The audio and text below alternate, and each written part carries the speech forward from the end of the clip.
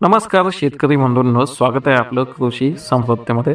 आणि मित्रांनो, दरवर्षी आपल्या पीक कर्जाची नियमितपणे परतफेड करणाऱ्या नियमित कर्जदार शेतकरी बांधवांसाठी, त्यासोबतच ज्या शेतकऱ्यांना यंदा पीक कर्ज घ्यायचं आहे अशा शेतकऱ्यांसाठी, किंवा ज्या शेतकऱ्यांनी यंदाच पीक कर्ज घेतलं आहे आणि त्या पीक कर्जाची परतफेड 30 जूनपर्यंत किंवा 365 दिवसाच्या आत किंवा जी काही ठरलेली तारीख होती त्या तारखेच्या आत केली आहे, अशा सर्व शेतकरी बांधवांसाठी अत्यंत महत्त्वाची माहिती, महत्त्वाचा जो व्हिडिओ आहे तो आपण पाहणार आहोत. आणि त्यामध्ये जर चॅनलवर नवीन असाल तर मात्र ताबडतोब आत्ताच्या आत्ता कर्जमाफी, पीक कर्ज या संदर्भात संपूर्ण माहिती मिळवण्यासाठी चॅनलला नक्की सबस्क्राईब करा. तर एक अत्यंत महत्त्वाची माहिती आपण पाहणार आहोत, कारण की आपल्या शेतकरी बांधवांनी जर 30 जूनपर्यंत पीक कर्जाची मुद्दल रक्कम भरली तर त्यांना जी पंजाबराव देशमुख व्याज सवलत योजना आहे त्या योजनेअंतर्गत जे त्यांचं व्याज आहे तर ते पूर्णतः माफ करण्यात येत असते. आणि आता त्या संदर्भात या योजनेसंदर्भात एक अतिशय महत्त्वाची अपडेट जी आहे तर ती आलेली आहे, कारण की या योजनेमध्ये आता मोठा बदल करण्यात येणार आहे आणि तो बी सुद्धा जो आहे तो व्याजाच्या सवलतीमध्येच बदल करण्यात येणार आहे.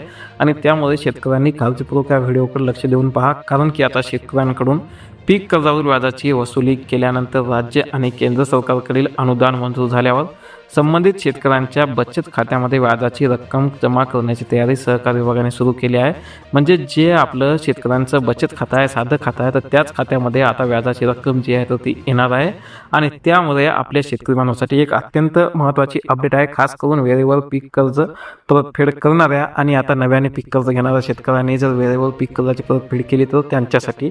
कारण की जी आपली नमो शेतकरी महासन्मान निधी योजना आहे, ज्याप्रमाणे आपली PM किसान सन्मान निधी योजना आहे, तर या शेतकऱ्यांचा डाटा जे आहे ते राज्य सरकार वापरते. आणि त्याचप्रमाणे केंद्र सरकारकडून देण्यात येणाऱ्या व्याज सवलतीसाठी सुद्धा या किसान ऋण पोर्टलची आता मदत घेतली जाणार आहे. आणि या सर्वांच्या माध्यमातून आपल्या शेतकऱ्यांनी पीक कर्जाची परतफेड करावी, त्यांच्यावर व्याजाचा भार कमी करावा, यासाठी आपल्या डॉक्टर पंजाबराव देशमुख व्याज सवलत योजनेअंतर्गत आपल्या अल्पमुदत पीक कर्जासाठी 3 लाख रुपये जे आहे तर ते बिनव्याजी देण्यात येत असतात. म्हणजे की 3 लाखाच्या कर्जावर व्याज सवलत योजना जी आहे तर ती राबवली जात असते. आणि या योजनेअंतर्गत मित्रांनो, जे शेतकरी 365 दिवसाच्या आत किंवा 30 जूनच्या आत किंवा जे अल्पमुदत कर्जाची संपूर्ण परतफेड केली किंवा जी मुदत आहे त्या मुदतीच्या आत परतफेड करणाऱ्या शेतकऱ्याला 3% व्याज सवलत जी आहे ती राज्य सरकारमार्फत देण्यात येते, 3% केंद्र सरकारमार्फत देण्यात येते आणि 1% बँकातर्फे अशा शेतकऱ्यांना 0% जे आहे तर ते आपलं कर्ज जे असतं ते मिळत असते. आणि वेळेत परतफेड केल्याबद्दल अशा शेतकऱ्यांना राज्य सरकार 1% अतिरिक्त व्याज सवलत देऊन